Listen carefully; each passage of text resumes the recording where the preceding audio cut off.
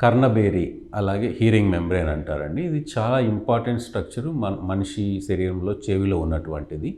జనరల్‌గా మనకి ఈ కర్ణబేరికి సంబంధించి ప్రధానంగా 2 విషయాలు మనం చూస్తుంటాం. ఒకటి ఇన్ఫెక్షన్స్. ఒకటి బ్యాక్టీరియల్ ఇన్ఫెక్షన్ గానీ లేదా fungal infections involving external artery canal అది జరుగుతూ ఉంటుంది. జనరల్‌గా మనకు బయట, మధ్య, లోపల చెవి ఉంటుంది. మధ్య చెవి నుంచి మనకు ఒక చిన్న ట్యూబ్ కనెక్షన్ ఉంటుందండి ముక్కుకి. యూస్టాచియన్ ట్యూబ్ అంటారు.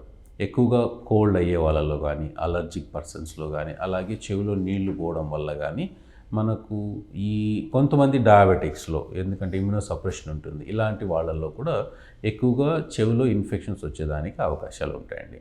మిడిల్ ఇయర్ ఇన్ఫెక్షన్ వచ్చినప్పుడు మిడిల్ ఇయర్కి 3 వైపులా బోన్ ఉంటుంది. ఒకవైపు పలుచని తెర, అది మన కర్ణబేరి.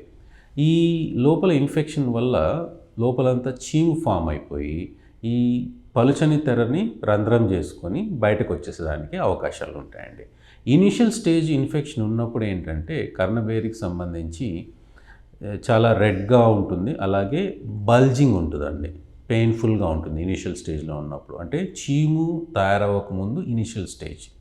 అలాంటి స్టేజ్లో చికిత్స తీసుకుంటే ఫర్దర్గా చీమ్ ఫామ్ అవ్వకుండా, కర్ణబేరికి రంధ్రం పడకుండా కాపాడుకోవచ్చు. యాంటీబయాటిక్స్ మందులు వాడడం కానీ, డ్రాప్స్ వాడడం వల్ల కానీ. దాన్ని అక్యూట్ ఓటైటిస్ మీడియా అంటారు. అలాంటి కండిషన్లో తప్పనిసరిగా ట్రీట్మెంట్ తీసుకోవాల్సి ఉంటుంది. అలాగే క్రానిక్ ఓటైటిస్ మీడియా అంటే రిపీటెడ్గా ఇన్ఫెక్షన్స్ వచ్చి చెవిలో చీమ్ అనేది ఫామ్ అయ్యి చెవి తెరకి రంధ్రం పడి బయటకు వచ్చేసి చెవి రంధ్రం ద్వారా మనకి ఇన్ఫెక్షన్స్ రావడం కానీ, అలాగే వినికిడి కూడా తగ్గిపోతూ ఉంటుంది. రిపీటెడ్గా ఇన్ఫెక్షన్స్ వచ్చినప్పుడు ఏమవుతుందంటే మనకు మధ్య చెవిలో స్మాల్ బోన్స్ ఉంటాయండి. ఈ బోన్స్ కూడా అరిగిపోయేదానికి లేదా డెస్ట్రాయ్ అవ్వడానికి ఛాన్స్ ఉంటుంది. దానివల్ల కూడా వినికిడి అనేది తగ్గిపోతూ ఉంటుంది. ఇంకొకటి కారణం మెయిన్గా మనకి చాలామంది చూస్తూ ఉంటాం, దెబ్బ తగలడం. చాలామంది బడ్స్ యూస్ చేయడం వల్ల కానీ, లేదా కట్టెపుల్లలు యూస్ చేసి క్లీన్ చేసుకోవడం వల్ల కానీ, లౌడ్ సౌండ్స్కి అంటే దీపావళి అప్పుడు బాంబులు గట్రా వాటి శబ్దాలకి ఎక్స్పోజ్ అవ్వడం వల్ల కానీ, అలాగే కొంతమంది స్లాపింగ్ చెంపదెబ్బ గట్టిగా కొడుతుంటారు, అలా కొట్టడం వల్ల కానీ చెవి తెర రంధ్రం పడేదానికి అవకాశం ఉంటుందండి.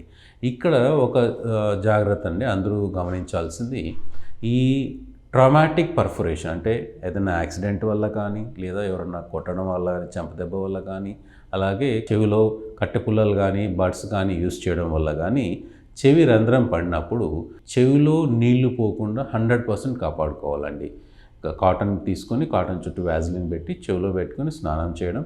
అలాగే చెవికి సంబంధించిన ఎటువంటి మందులు కూడా చెవి డ్రాప్స్ అంటారు, ఇయర్ డ్రాప్స్ కానీ వాడకూడదండి. వితౌట్ డాక్టర్స్ అడ్వైస్ ఎటువంటి మందులు వాడకండి. డెఫినెట్గా వెంటనే డాక్టర్ గారిని కలిసి అడ్వైస్ తీసుకోవడం చాలా ఇంపార్టెంట్. మనము 2 నుంచి 3 వారాలు టైం ఇవ్వాల్సి ఉంటుంది ఇలాంటి ట్రమాటిక్ పర్ఫరేషన్స్ ఉన్న వాళ్ళల్లో. దానంతట అది హీల్ అయిపోయేదానికి అవకాశం ఉంటుంది. ఈ 2 to 3 వీక్స్ మనం జాగ్రత్తగా ఉండాలండి. చెవిలో నీళ్లు పోయకూడదు, అలాగే ఎటువంటి ఇయర్ డ్రాప్స్ వాడకుండా ఉంటే మీ కర్ణబేరి దానంతట అది హీల్ అయిపోయేదానికి అవకాశాలు ఉంటాయి. కర్ణబేరికి సంబంధించిన సర్జరీ మెయిన్గా అండి ఇదివరకు చెప్పినట్టు క్రానిక్ ఓటైటిస్ మీడియా కండిషన్స్లో, అలాగే కొలిస్టీటోమా అనే ఒక కండిషన్ ఉంటుందండి. దీంట్లో అది చాలా ర్యాపిడ్గా సరౌండింగ్ బోన్ అంతా తినేస్తూ ఉంటుందన్నమాట. అలాంటి కండిషన్లో, లేకపోతే క్రానిక్ ఓటైటిస్ మీడియాలో చాలా పెద్ద రంధ్రం ఏర్పడి దానంతట అది హీల్ అయిపోయే ఛాన్సెస్ తగ్గిపోయినప్పుడు, అలాగే మనకు చెవిలో 3 స్మాల్ బోన్స్ ఉంటాయండి, ఆసికల్స్ అంటారు, అవి డెస్ట్రాయ్ అయినప్పుడు సర్జికల్గా కరెక్షన్ అవసరం అవుతుంది. ఈ సర్జికల్ కరెక్షన్లో మెయిన్గా మన శరీరంలో నుంచి చెవి వెనక నుంచి కానీ చెవి లోపల నుంచి కానీ 2 మెథడ్స్ ఉంటాయండి. దాని ద్వారా మన చెవి పై భాగంలో టెంపరాలిస్ ఫేషియా అంటారు, అది కొత్త గ్రాఫ్ట్ లాగా అనమాట, సపోర్టింగ్ గ్రాఫ్ట్. దాన్ని తీసుకొని మనకి ఏదైతే రంధ్రం ఉందో దాని దగ్గర సపోర్టింగ్గా పెడతాం సర్జికల్గా చేసినప్పుడు. ఒక 1 month 2 monthsలో మనకు నేచురల్గానే ఇంకొక మెంబ్రేన్ దాని మీద ఫామ్ అయ్యి ఈ రంధ్రం క్లోజ్ అవ్వడానికి ఛాన్స్ ఉంటుందండి. సర్జికల్ ఇండికేషన్స్ మెయిన్గా చెవిలో రంధ్రం పడినప్పుడు, కర్ణబేరికి రంధ్రం పడినప్పుడు కానీ, లేదా కొలిస్టీటోమా కండిషన్స్లో ఉన్నప్పుడు కానీ, లేదా ఈ ఆసికల్స్ ఏదైనా డెస్ట్రాయ్ అయినప్పుడు కానీ సర్జికల్ ఇండికేషన్ అనేది జరుగుతూ ఉంటుందండి. సర్జరీ అవసరం అవుతుంది అలాంటి వాళ్ళలో.